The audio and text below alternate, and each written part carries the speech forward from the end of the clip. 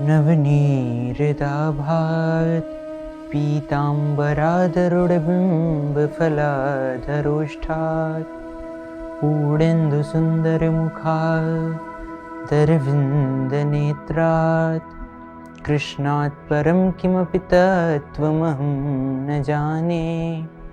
राधाकरावचितपल्लवबल्लरीके राधापदाङ्कविलसन् मधुरस्थलीके राधा यशोमुखर्मत्खगावलीके राधा विहारविपिने रमतां मनो में। बोले वृंदावन बिहारी लाल की जय, बोले ब्रज सरकार की जय, श्री राधा रानी सरकार की जय। जय जय श्री राधे श्याम। सच्चिदानंद रूपाय विश्वोत्पत्त्यादिहेतवे तापत्रय विनाशाय श्री कृष्णाय वयं नमः। यहाँ पे श्री व्यास जी महाराज ने भागवत जी के महात्म्य में प्रवेश किया है और सर्वप्रथम कहते हैं कि कथा प्रारंभ होती तो मंगलाचरण करते हैं। व्यास जी महाराज मंगलाचरण करते हैं कि उन सच्चिदानंद स्वरूप परमात्मा को मैं प्रणाम करता हूँ। और इन भागवत जी का सार क्या है? भागवत जी का सार है भगवत प्राप्ति, और हम भगवत प्राप्ति के लिए साधन कर रहे हैं, भगवत प्राप्ति के लिए तत्पर हैं। तो भगवान कैसे हैं, वो क्या करते हैं, उनका स्वभाव कैसा है, ये सब जानना आवश्यक है। जैसे कि संसार में होता है कि हम अपनी पुत्री के लिए कहीं पे भी वर देखने के लिए जाते हैं तो सर्वप्रथम वर में क्या देखते हैं? स्वरूप। वर का स्वरूप कैसा है? वर के स्वरूप से संतुष्ट हो गए तो बस स्वरूप से संतुष्ट होकर विवाह नहीं कर देते। स्वरूप के बाद देखते हैं कि वो कार्य क्या करता है, कितना कमाता है, उससे संतुष्ट हो गए कि कमाता भी अच्छा है। फिर उसके बाद देखते हैं इसका स्वभाव कैसा है, अच्छा कमाता है, स्वरूप भी अच्छा है, लेकिन यदि जुआरी शराबी हो तो कमाए तो हजारों रुपया, करोड़ों रुपया, लेकिन सब जुआ शराब में उड़ा दे, तब भी विवाह नहीं करेंगे। तो स्वभाव भी देखते हैं। इस प्रकार से जो हमारी बुद्धि रूपी कन्या है, इस बुद्धि को कन्या का किसने उपमा दिया है? पितामह भीष्म प्रथम स्कंद में कहते हैं इतिमति रूप कल्पिता वितृष्णा। हे प्रभु, ये जो मेरी मति है ये वितृष्णा मति है और मेरी एक पुत्री है। जब पितामह ने कहा कि मेरी एक पुत्री है तो सभी बड़े आश्चर्यचकित हो गए कि पितामह भीष्म तो अखंड ब्रह्मचारी, और पितामह भीष्म की पुत्री कहाँ से हो जाएगी? तो सबने प्रश्न किया पितामह आपकी कौन सी पुत्री हो गई? तो पितामह ने कहा आप सभी चिंता मत करें, आश्चर्य मत करें, ये मेरी जो मति है, ये मेरी जो बुद्धि है, यही मेरी पुत्री है। और भागवत जी के माध्यम से हम क्या कर रहे हैं? जो हमारी बुद्धि है, हमारी मति है, उसे ठाकुर जी के चरणों में समर्पित कर रहे हैं। और ठाकुर जी के चरणों में समर्पित करेंगे तो सर्वप्रथम ठाकुर जी का स्वरूप जानना जरूरी है। तो व्यास जी महाराज स्वरूप बताते हैं सच्चिदानंद रूपाय, सच्चित और आनंद, इन तीन शब्दों से निर्माण हुआ है सच्चिदानंद का। और अर्थ क्या हुआ इन तीन शब्दों का?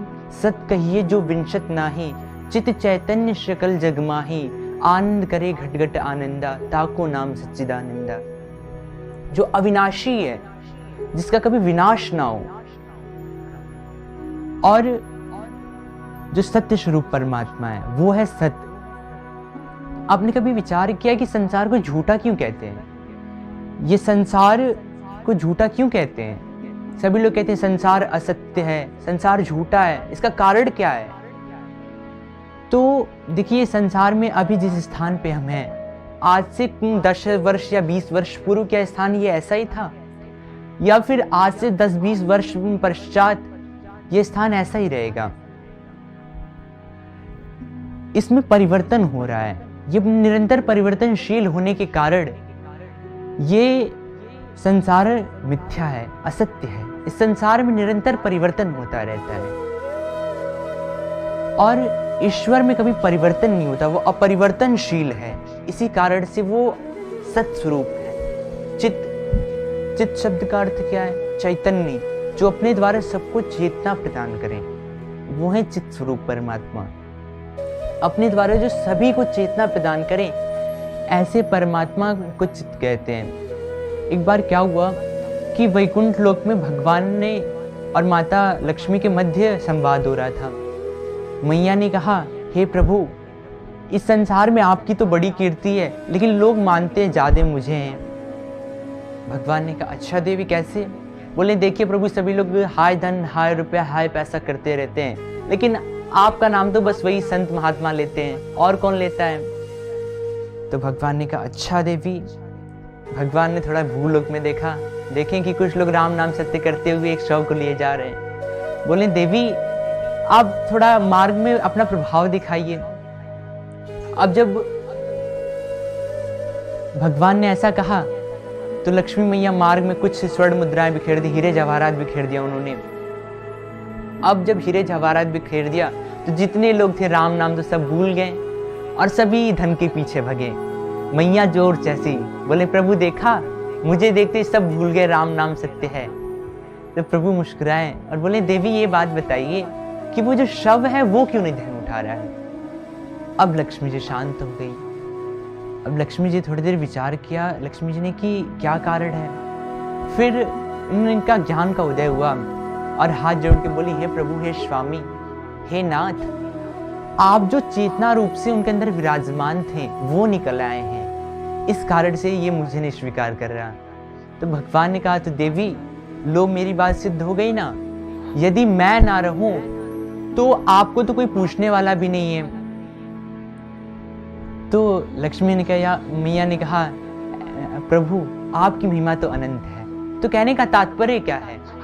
प्रभु चेतना रूप से सब में विराजमान रहते हैं, प्रकाश रूप से सब में विराजमान रहते हैं। चित स्वरूप का संतों ने भाव दिया कि प्रकाश, इस संसार में जो प्रकाश है, सूर्य का प्रकाश है, चंद्र का प्रकाश है, वो सभी प्रकाश ईश्वर किसी के द्वारा प्रकाशित नहीं है, वो स्वराट है, स्वयं प्रकाशवान है और अपने द्वारा ही सबको प्रकाशित करते हैं। तो चित्त का अर्थ हुआ जो स्वयं चेतनामान है, अपने से सबको चेतना प्रदान करते हैं, और वो ईश्वर, वो परमात्मा जो अपने द्वारा सबको प्रकाश भी प्रदान करे।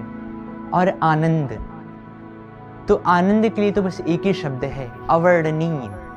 इसका वर्णन कोई नहीं कर सकता। अब जैसे आप लोगों में से कोई रसगुल्ला खाया हो, तो कोई ऐसा व्यक्ति आपके पास है जिसने जीवन भर रसगुल्ला ना खाया हो, आपसे पूछे कि बताओ रसगुल्ला का स्वाद कैसा होता है, आप क्या बताओगे? मीठा होता है, अच्छा होता है, बहुत स्वादिष्ट होता है, बहुत रसीला होता है। बस यही तो बता सकते हो ना, ये उसे आभास तो नहीं करा सकते कि कैसा होता है। क्यों? क्योंकि रसगुल्ला का स्वाद उसी को पता चलेगा जो उसे खाएगा। तो आनंद तो वर्णन नहीं किया जा सकता, परंतु ये आनंद रहता कहाँ है और ये आनंद लोगों को प्राप्त क्यों नहीं होता है? ये आनंद बस प्राप्त होता है ईश्वर के भक्तों को, भगवान के भक्तों को, जो राम जी के शरण में रहते हैं, ठाकुर जी के शरण में रहते हैं, उन्हीं को आनंद प्राप्त होता है। क्योंकि देखिए, इस संसार को कहा गया है दुखालय, और इस संसार में जब दुखालय संसार में हम आनंद ढूंढते हैं, तो जहाँ पे जो वस्तु है ही नहीं, वो वस्तु वहाँ कैसे मिल जाएगी? अब आप मेडिकल स्टोर पे जाइए और बोलिए, भैया 2 किलो आलू दे दो, तो क्या आलू दे देगा आपको? वो तो कहे, भैया हमारे पास दवाई है, अब दवाई लेना हो तो दवाई ले लो। तो जब इस संसार में आनंद है ही नहीं, तो हमें प्राप्त कहाँ से होगा? तो आनंद है कहाँ? आनंद निवास कहाँ करता है? आनंद निवास करता है हमारे हृदय में। और देखिए, आनंद ईश्वर का ही अंश है, ईश्वर का आनंद स्वरूप है, परंतु ये भी अनादि और अनंत है, परंतु इसकी एक आदि होती है। जब हम कथा में आते हैं, ठाकुर जी के नामों का संकीर्तन करते हैं, तब इसकी आदि होती है। और एक बार जब ये हमारे हृदय में उत्पन्न हो जाता है, तो निरंतर वर्धमान रहता है, निरंतर बढ़ता रहता है। आनंद के विषय में बस एक ही शब्द है, निरंतर वर्धमान। तो ठाकुर जी का ऐसा दिव्य स्वरूप है। अब कार्य क्या करते हैं? विश्वोत्पत्त्यादि हेतुवे, विश्व की उत्पत्ति, विश्व का पालन, विश्व का संहार। और 3 स्वरूपों में ये कार्य करते हैं। पहला, ब्रह्मा जी के रूप में विश्व की उत्पत्ति करते हैं। दूसरा, भगवान विष्णु के रूप में इसका पालन करते हैं। और भगवान रुद्र यानी शिव जी के रूप में इसका संहार कर देते हैं। तो भगवान का ऐसा कार्य है। स्वभाव कैसा है? दैहिक दैविक भौतिक तापा, राम राज्य कहूँ नहीं व्यापा। जो 3 प्रकार के ताप बताए गए हैं, मानस जी में गोस्वामी जी कहते हैं कि दैहिक दैविक भौतिक, ये 3 प्रकार के ताप हैं। और जो राम जी के शरण में आ जाते हैं, राम जी की शरण ग्रहण कर लेते हैं, उन्हें ये 3 प्रकार के ताप नहीं संतापित करते हैं। तो इन 3 प्रकार के तापों से जो मुक्ति दिलाने वाले, ऐसा उनका स्वभाव है, परम दयालु स्वभाव है। तो ये 3 प्रकार के ताप कैसे होते हैं? जो हमें देह में कष्ट प्राप्त होता है, जैसे बुखार इत्यादि हो जाता है, कोई बीमारी हो जाए शरीर में, तो वो तो हुआ दैहिक। और जो हमें देवों द्वारा कष्ट प्राप्त होता है, जैसे प्राकृतिक आपदा कोई आ जाए, अनावृष्टि, अतिवृष्टि, कहीं पे सूखा पड़ गया, इतनी कम बारिश हुई कि सूखा पड़ गया, कहीं पे इतनी बारिश हुई कि पूरा का पूरा गांव ही बह गया, और कहीं फसल काटने का समय आया, उसी वक्त ओले बरस गए, सारी फसल खराब हो गई। तो इस प्रकार की जो प्राकृतिक आपदा आती है वो कहलाती है दैविक ताप। और भौतिक ताप जो हमें भौतिक वस्तुओं के द्वारा प्राप्त होती है, जैसे कि किसी का कार एक्सीडेंट हो जाए और किसी को करंट मार दे, लाइट जोर का झटका मार दे, इस प्रकार की जो भौतिक वस्तुओं के द्वारा हमें ताप प्राप्त होता है वो भौतिक ताप होता है। तो राम जी का जो चरण शरण ग्रहण कर लेता है, ठाकुर जी के चरण शरण जिन्होंने ग्रहण कर ली, तो ये 3 प्रकार के ताप उसे नहीं सताते। और फिर व्यास जी कहते हैं श्री कृष्णाय वयम नुमः। यहाँ पे क्या कहा है? नुमः, द्वितीय वचन का प्रयोग किया है। नुमः यानी श्री, हमारे ब्रज में राधा रानी कहते हैं श्री जी, और श्री कृष्णाय, तो श्री राधा कृष्ण को हम सभी बारंबार प्रणाम करते हैं। अब आगे वंदना करते हुए कहते हैं, देखिए संसार में यदि कोई आम सी बात हो और उसे कोई बहुत विशेष व्यक्ति कहे तो लोग ध्यान से सुनते हैं, और कोई बहुत विशेष बात हो और कोई ऐसे व्यक्ति कह दे तो लोग उस पर ध्यान नहीं देते। परंतु यदि विशेष व्यक्ति और विशेष बात भी कहे तो फिर तो सोने पे सुहागा ही हो जाता है। तो यहाँ पे जो भागवत जी के प्रमुख प्रवक्ता हैं श्री सुखदेव जी महाराज, उनकी वंदना करते हैं। कहते हैं यम प्रव्रजंत मनुपेत मपेत कृत्यम द्वैपायनो विरह कातर आजुहाव पुत्रेति तन्मयतया तरवोभिनेदुः तम सर्वभूत हृदयं मुनिमानितोस्मि। श्री सुखदेव जी महाराज, वो सुखदेव जी महाराज जो जन्म लेते ही वन की ओर प्रस्थान कर दिया था, जिन्होंने जन्म लिया, अभी उनकी नाल छिदन इत्यादि कोई संस्कार भी नहीं हुए थे, उसी वक्त उन्होंने सब कुछ त्याग दिया और वन की ओर चले गए। और जब वो वन की ओर जा रहे थे तो श्री वेद व्यास जी के हृदय में पुत्र विरह उत्पन्न हुआ। अब यहाँ पे कहते हैं पुत्र विरह कि सुखदेव जी के प्रति उनका विरह हुआ, परंतु ये कहना गलत है, क्योंकि देखिए श्री वेद व्यास जी महाराज जो इतने ज्ञानी हैं, जिन्होंने सारे शास्त्रों की रचना की, सारे पुराणों की रचना की, क्या उनके अंदर इतना भी ज्ञान नहीं होगा कि ये पुत्र विरह उनके अंदर कैसे हो सकता है? वो तो परम ज्ञानी है, पुत्र विरह कैसे हो सकता है? तो ये पुत्र विरह किसके लिए आया है? ये पुत्र विरह आया है भागवत जी के लिए, क्योंकि व्यास जी ने विचार किया कि ये जो भागवत जी की मैंने रचना की है, जो रचनाकार होता है उसकी जो रचना होती है वो उसकी पुत्र कहलाती है। तो व्यास जी ने विचार किया कि इस वक्त पूरी धराधाम में बस सुखदेव जी के अंदर इतनी पात्रता है जो भागवत जी को धारण कर सके, और ये वन की ओर जा रहे हैं, तो मेरे पुत्र का क्या होगा? तो भागवत जी रूपी पुत्र के विरह से आतुर होकर के वो सुखदेव जी के पीछे पड़ गए। तो सुखदेव जी ने विचार किया कि पिताजी चिंता मत करें, इसलिए उन्होंने वृक्षों के माध्यम से उत्तर दिया, शुकोहम शुकोहम। वृक्षों ने कहा हम सुखदेव हैं, ऐसे सर्वभूत हृदय श्री सुखदेव जी महाराज को हम प्रणाम करते हैं, जो सभी प्राणियों के हृदय में निवास करते हैं। ऐसे सुखदेव जी को हम प्रणाम करते हैं। अब आइए हम सभी कथा में प्रवेश करते हैं, भागवत जी की महात्म्य कथा में प्रवेश करते हैं। नैमिषे सूतमासीनं मभिवाद्य महामतिं शौनको मृत्रशश्वाद कुशलो शौनको ब्रवीत। नैमिषारण्य क्षेत्र में श्री सूत जी महाराज आसीन है, विराजमान हैं, और उसी वक्त श्री शौनक जी आदि 88,000 ऋषि भी विराजमान हैं। तो उन सभी का प्रतिनिधित्व करते हुए श्री शौनक जी महाराज ने प्रश्न किया कि हे गुरुदेव, आप कृपा करके हमें ये बताइए कि अज्ञान ध्वांत विध्वंस कोटि शूर प्रभ सूताख्यायी कथा सारम मम कर्णरसायनम। हे गुरुदेव, आपका जो ज्ञान है वो करोड़ों सूर्य के समान है, करोड़ों सूर्यों के समान है। तो हे गुरुदेव, अपने उस ज्ञान रूपी सूर्य के द्वारा जो हमारा अज्ञान रूपी तम है, इसका नाश करिए। हे गुरुदेव, आपकी जो कथा है, आपकी जो वाणी है, वो हमारे करोड़ों के लिए, वो भवरों के लिए रसायन के समान है। इसलिए हे गुरुदेव, आप वो लोक पावनी कथा सुनाइए। श्री शौनक जी महाराज प्रश्न करते हैं कि गुरुदेव, आप ये बताइए कि जो वैष्णव जन लोग हैं, भगवान के शरणागत हैं, ये भगवान के दुरत्या माया से कैसे इतनी जल्दी पीछा छुड़ा लेते हैं? ये भगवान की माया से इतनी जल्दी कैसे पीछा छुड़ा लेते हैं? और आप कुछ ऐसा उपाय बताइए कि संसार के यह घोर कलि प्रायो जीवश्चाश्रुताम गतः, इस कलयुग में जितने भी जीव हैं वो आसुर स्वभाव को प्राप्त हो रहे हैं, असुर स्वभाव को प्राप्त हो रहे हैं। तो आप कोई ऐसा साधन बताइए जिससे उनके हृदय में जो असुरता का भाव आ रहा है वो नष्ट हो सके।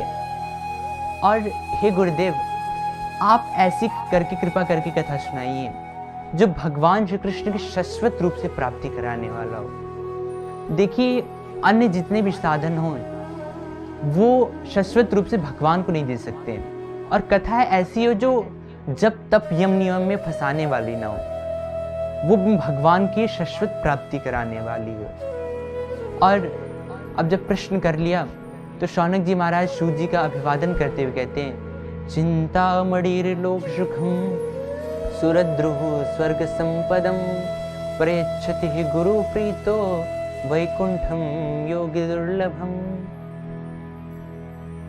श्री शौनक जी महाराज कहते हैं, गुरुदेव, आप गुरुदेव की महिमा जो ऐसी है, इस संसार में यदि किसी को चिंतामणि प्राप्त हो जाए तो चिंतन मात्र से सभी सुख वैभव प्राप्त। कौतुकवश उन स्त्रियों के पास गया, फिर मैंने विचार किया कि यहाँ भी कोई संसार की घटना घट रही है, तो मैं वापस लौटने लग गया।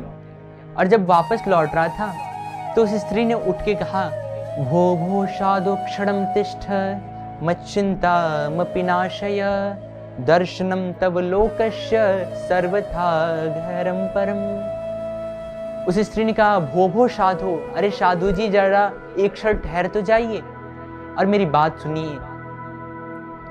आपका जो दर्शन होता है सर्वथा घरम परम, सर्वथा अघहरम परम, सर्वथा ये अघों का हरण करने वाला होता है, हमेशा पापों का हरण करने वाला रहता है। तो हे महात्मा जी, मेरे ऊपर भी कृपा करिए और मेरे दुख का नाश करिए। तो मैं उनके पास गया। फिर नारद जी कहते हैं कि ऋषियों, जब स्त्री ने इस प्रकार से कहा तो मैं उस स्त्री के पास गया और पूछा, काशित्वम का विमोचे मां नार्या का पद्मलोचना वद देवेश विस्तारम स्वस्य दुख से कारणम। नारद जी ने कहा कि ऋषियों, मैंने पूछा कि काशित्वम कौन हो तुम, का विमोचे मां, ये दोनों जो वृद्ध पुरुष ये कौन है, और ये नार्या का पद्मलोचना, ये जो पद्मलोचना स्त्रियां हैं ये कौन है। वद देवी शविस्तारम शस्य दुख से कारणम, हे देवी अपने दुख का कारण आप विस्तार पूर्वक कहिए, और आप कौन है अपना परिचय दीजिए मुझे। तो भक्ति महारानी ने कहा, ऐसे तो नारद जी, महात्मा जी, हमारी कथा बड़ी प्रसिद्ध है, परंतु यदि आप पूछ रहे हैं तो मैं बता देती हूँ। मैं द्रविड़ देश में उत्पन्न हुई और कर्नाटक में मेरी वृद्धि हुई और कहीं कहीं मेरा महाराष्ट्र में सम्मान हुआ और फिर गुर्जरे जीर्णताम गतः। जब मैं गुजरात आई तो वहां पे मैं जीर्ण शीर्ण हो गई। तो कहते हैं कि जब तक श्री नरसिंह जी महाराज गुजरात में नहीं आए थे तो जैसे बंजर भूमि पे कोई अन्न नहीं उत्पन्न होता है, उसी प्रकार से गुजरात की भूमि पे कोई भक्त नहीं होता था। जैसे किसी माला झोली तिलक वाले बाबा को देखते हैं, सब अपना करोड़ों का काम छोड़ देंगे लेकिन बाबा जी को भगाएंगे जरूर। ऐसे पाखंड था पहले, वहां पे ऐसी अश्रद्धा थी संतों के प्रति। परंतु जब से श्री नरसिंह जी महाराज वहां पे प्रकट हुए, जगत विदित नरसिंह भगत जिन गुज्जर घर पावन करी, जगत विदित श्री नरसिंह जी महाराज जब से गुजरात में की भूमि में उत्पन्न हुए तो उस गुजरात की बंजर भूमि को हरा भरा कर दिया और वहां पे बहुत सारे भक्त हो गए। अब तो कहते हैं गुजरात की ऐसी महिमा है कि वहां कोई पाखंडी भी पहुंच जाए तो लोग उस पाखंडी का भी सम्मान करते हैं। भक्ति महारानी कहती हैं कि फिर उसके बाद मैं वृंदावन आई और जब से मैं वृंदावन आई तब से मैं तो तरुण हो गई, परंतु हमारे पुत्र के कोई ग्राहक नहीं है, इसलिए ये अभी भी वृद्ध हैं। तो नारद जी ने जब सुना तो कहा, अच्छा देवी, आपके दुख का ये कारण है। तो नारद जी ने कहा, देवी देखिए, आप भक्ति महारानी ने जब कहा कि यहाँ पे भी जब मेरे पुत्र स्वस्थ नहीं हुए तो मैं वृंदावन को छोड़ के चले जाऊंगी, नारद जी ने विचार किया कि हे भक्ति महारानी, यदि आप वृंदावन को छोड़ के चली जाएंगी तो वृंदावन की क्या महिमा रह जाएगी। अब जरा आप विचार करिए कि वृंदावन में श्री बिहारी जी ना हो, वृंदावन में यमुना जी ना हो, यमुना जी में भक्ति, वृंदावन में भक्ति ना हो, भजन ना हो, कथा ना हो, तो वृंदावन हम लोग क्यों जाएंगे। वृंदावन की दीवारों को तो देखने जाएंगे नहीं। वृंदावन में हम इसलिए जाते हैं कि वहां पे श्री बिहारी जी हैं, वहां पे वल्लभ जी, राधा वल्लभ जी, राधा दामोदर जी, राधा रमण जी, वहां पे भगवान की भक्ति है, इसलिए हम वृंदावन जाते हैं। नारद जी ने विचार किया, जब वृंदावन में भक्ति ही नहीं रहेगी तो वृंदावन लोग क्यों आएंगे। तो इसलिए नारद जी वृंदावन की महिमा गाते हुए कहते हैं, धन्यम वृंदावनम तेन भक्ति नृत्य यत्र च। नारद जी ने कहा, हे देवी, ये वृंदावन धाम धन्य है जहां भक्ति महारानी तरुण होकर नृत्य करती रहती हैं। और जब से भक्ति महारानी वृंदावन आई तब से तरुण हो गई।